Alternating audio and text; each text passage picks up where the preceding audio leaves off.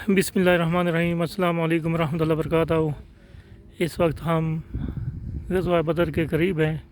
ये रास्ते में वो मकाम है जहाँ 1400 साल पुराने हज़रत अबू ज़र ग़िफ़ारी के कबीले के घर आज भी मौजूद हैं। वही दीवारें, वही लकड़ियाँ, वही मस्जिद, वही नक्शे